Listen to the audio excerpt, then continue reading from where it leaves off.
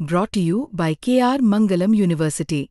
We provide you the platform to turn your dreams into reality. Give wings to your aspirations with KR Mangalam University. आज बड़ी खुशी का दिन है कि आज अग्रवाल स्मारक का यहाँ पे फाउंडेशन रखा गया। बहुत जल्दी ये बन के तैयार हो जाएगा।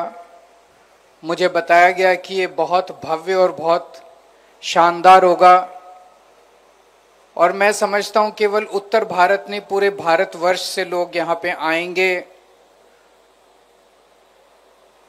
महाराज अग्रसेन जी को अपनी श्रद्धांजलि देंगे, अपने आदर सत्कार देंगे और उनके जीवन से प्रेरणा लेके जाएंगे।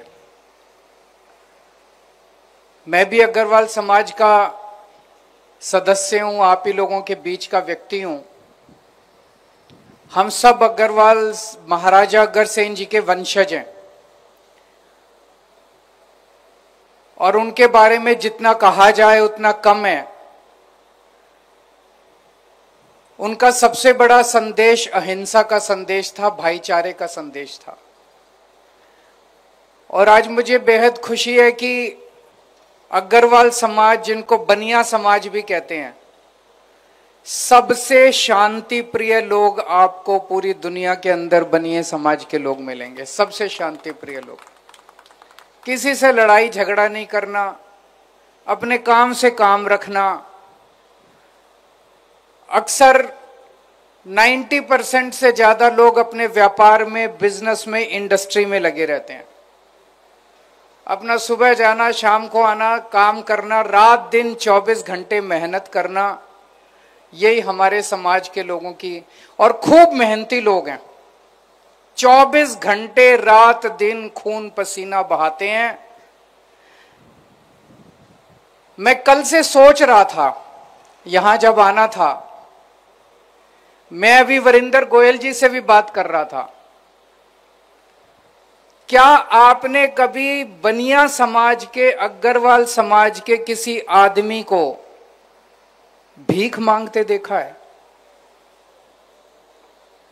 मुझे नहीं लगता, मेरे को तो याद नहीं आता। अग्रवाल समाज का हर आदमी मेहनत करके खाना चाहता है। अग्रवाल समाज के हर आदमी का हाथ यूं रहता है, कभी भी यूं नहीं रहता। यही शिक्षा हमें महाराज अग्रसेन ने दी थी। हम 24 घंटे मेहनत करते हैं, खून पसीना बहाते हैं, पैसा कमाते हैं। ईमानदारी से पैसा कमाने में कोई हर्ज नहीं है। उसी पैसे से एक हिस्से से हम अपना परिवार पालते हैं, एक हिस्सा सरकार को टैक्स के रूप में दे देते हैं। आज ये जो सरकार चल रही है, हम इतने सारे काम कर पा रहे हैं, सड़कें बन रही हैं, पानी, बिजली, इतनी सारी चीजें जो सरकार कर रही है, वो इसीलिए कर रही है क्योंकि जनता टैक्स देती है और उस टैक्स में अग्रवाल समाज का बहुत बड़ा हिस्सा है। तो एक हिस्से से हम अपने परिवार का पेट पालते हैं, एक हिस्सा टैक्स में देते हैं, समाज के लिए रोजगार पैदा करते हैं। आप फलोगे फूलोगे तो पंजाब तरक्की करेगा, देश तरक्की करेगा, लोगों को रोजगार मिलेगा, सरकार को टैक्स मिलेगा। और फिर एक हिस्सा जो महाराजा अग्रसेन ने हमें संदेश दिया था, एक हिस्सा धर्म के काम में लगाते हैं। हर परिवार, मुझे लगता है अग्रवाल समाज का हर परिवार अपनी आमदनी में से एक हिस्सा जरूर कुछ ना कुछ, आपको हर जगह अग्रवाल धर्मशालाएं मिलेंगी। मिलती हैं कि नहीं मिलती? किसी शहर में चले जाओ, अग्रवाल धर्मशाला जरूर मिलेगी। किसी शहर में चले जाओ, अग्रवाल प्याऊ जरूर मिलेगी। पानी पिलाने का काम, स्कूल बनाने का काम, डिस्पेंसरी बनाने का काम, अस्पताल बनाने का काम, धर्मशाला बनाने का काम, जितने धर्म के काम है, हर काम के अंदर आपको अग्रवाल समाज का अपना हिस्सेदारी जरूर मिलती है। तो मेरा यही मानना है कि सबसे शांति प्रिय कौम है। आज पंजाब की तरक्की में अग्रवाल समाज का बहुत योगदान है। पंजाब में टॉप के जितने इंडस्ट्रियलिस्ट व्यापारी उठा के देख लो, उसमें से कई लोग आपको अग्रवाल समाज के मिलेंगे। और केवल इंडस्ट्रियलिस्ट और उद्योगपति नहीं, हर क्षेत्र के अंदर आज पंजाब में हर क्षेत्र के अंदर अग्रवाल समाज अपनी भूमिका अदा कर रहा है। और पंजाब की तरक्की और योगदान के अंदर अग्रवाल समाज का बहुत योगदान है। 2022 में आप लोगों के आशीर्वाद, आप लोगों के प्यार, आप लोगों के विश्वास की वजह से हम लोगों ने सरकार बनाई। आप लोगों ने इतना प्यार दिया, इतना विश्वास दिया, ऐतिहासिक बहुमत 117 में से 92 सीट आज तक आपने किसी पार्टी को नहीं दी थी। लेकिन सरकार संभालने के बाद पता चला कि सरकार, चुनाव जीतना तो आसान था, सरकार चलानी कितनी मुश्किल है। इतना गंद छोड़ के गए हैं ये पिछले वाले, इतना गंद छोड़ के गए हैं, मैं क्या बताऊं आप लोगों को। पंजाब का बुरा हाल करके गए हैं ये लोग। नशे को ही ले लो, पंजाब जो एक वक्त पंजाब का नाम नंबर 1 टॉप पे होता था पर कैपिटा इनकम में, प्रति व्यक्ति आय में नंबर 1 पंजाब सबसे अमीर सूबा माना जाता था, आज 17वें नंबर पे, 17th नंबर पे आ गया। आज पंजाब का बच्चा, पंजाब की जवानी, पंजाब के छोटे छोटे बच्चे नशा कर रहे हैं। पूरे पंजाब को नशे में धकेल दिया। कहां से आया यह नशा? अपने आप तो आया नहीं। किसने घर घर के अंदर किसने फैलाया ये नशा? मुझे कहने की जरूरत नहीं है, हमारे से पहले वाली जो सरकारें थी उनके मंत्री अपनी सरकारी गाड़ियों के अंदर नशा घर घर डिस्ट्रीब्यूट किया करते थे। नशे के इंटरनेशनल स्मगलर उन मंत्रियों के घरों के अंदर रुका करते थे, ये रिकॉर्ड में है। पंजाब को बर्बाद करके चले गए। मुझे नहीं, हमारे कहा जाता है ना कि धर्म में कहा जाता है कि हर कर्म की सजा तो मिलती है। इन लोगों को सजा तो मिलेगी, भगवान सजा देगा, कानून सजा दे ना दे, लेकिन भगवान जरूर इनको सजा देगा। और मुझे लगता है कानून भी सजा देगा एक दिन इन लोगों को। जब हम लोगों ने सरकार संभाली, सबसे बड़ा चैलेंज हमारे लिए ये था, नशा कैसे खत्म करें, नशा कैसे, पंजाब की जवानी को, पंजाब के बच्चों को, पंजाब के परिवारों को कैसे वापस लेके आए। अब नशे के विरुद्ध युद्ध शुरू हुआ है पिछले कुछ महीनों से। कुछ महीने पहले अगर मैं लोगों के बीच में जाता और कहता कि अगर आपके यहां कोई नशा बेच रहा है तो हमें बताओ, मुझे नहीं लगता कोई बताता। लोगों को डर लगता था, लोगों को भरोसा नहीं था। लोग कहते थे पुलिस भी मिली हुई है, प्रशासन भी मिला हुआ है, सरकार भी मिली हुई है। मैंने देखा था एक वीडियो के अंदर पंजाब के नशे के ऊपर कई फिल्में बनी हैं, कहता जी सरकार ही नशा बिकवाती है। आज 3-4 महीने के बाद माहौल बदल चुका है। इतने पिंड, इतने गांव पंजाब के अंदर कहानियां सुनने को मिल रही है। अब गांव के गांव तस्करों को पुलिस को पकड़वा रहे हैं कि ये भी बेचता है, ये भी बेचता है। लोगों का भरोसा बढ़ गया है कि अब पुलिस, प्रशासन और सरकार मिलके नशा खत्म करने पे लग गए हैं। लोगों का भरोसा बढ़ गया।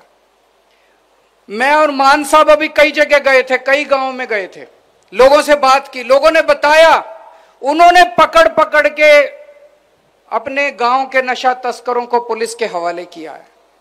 लोग अब खुद जिम्मेदारी लेने लगे हैं। उनके गांव में जितना नशा करने वाले लोग थे, लोग उनका इलाज खुद से करवा रहे हैं। लोगों को भरोसा।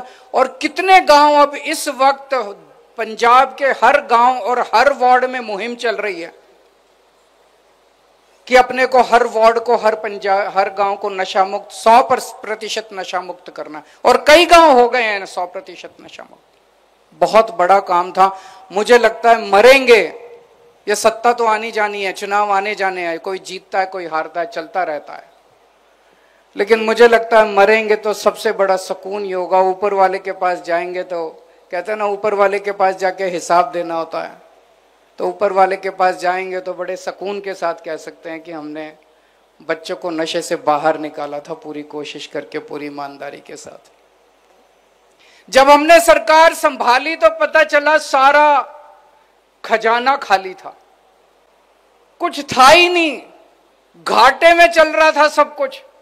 पुरानी सरकारें, कैप्टन साहब भी कहते थे, अकाली दल वाले भी कहते थे, खजाना खाली, खजाना खाली, सारा खजाना लूट के ले गए ये लोग।